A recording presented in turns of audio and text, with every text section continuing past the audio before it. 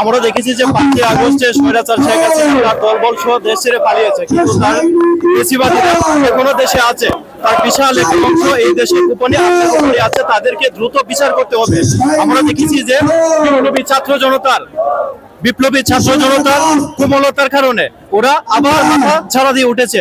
ওদেরকে দ্রুত গ্রেপ্তার করতে হবে, ওদেরকে বিচার করতে হবে। ছাত্রলীগ, যুবলীগ, তারপরে আওয়ামী লীগের যে দোষরা আছে, যারা এখনো দেশের ক্ষতি করার জন্য দিল্লির হাত ধরে এই দেশে বিশৃঙ্খলা তৈরি করার জন্য, আঘাত করার জন্য, যারা এই দেশের অস্তিত্বের উপর আঘাত করার জন্য যারা সতর্ক করতেছে, তাদেরকে দিতে হবে।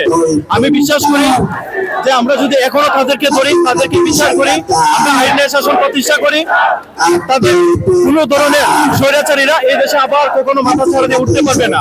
এই 5ই আগস্ট যুগে যুগে বিপ্লবীদের অনুপ্রেরণা হয়ে থাকবে। যেমনটা ছিল আমাদের জন্য 71, 52, 69 আমাদের জন্য বিপ্লবের একটা অনুপ্রেরণা ছিল, ঠিক একইভাবে 2024 সালের 5ই আগস্ট ছাত্র জনতা এবং বাংলাদেশের মানুষের জন্য, পুরো বিশ্বের মানুষের জন্য একটা অনুপ্রেরণা হয়ে থাকবে।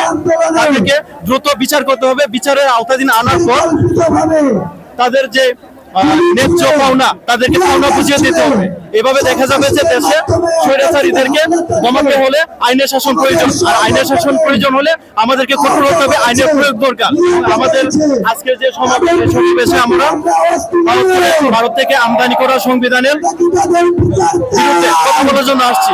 বাংলাদেশের জনকল্যাণমুখী একটা সংবিধান কার্যকর হয়, সংবিধানের পুনর্লিখন বা সংবিধানের সংশোধন প্রয়োজন।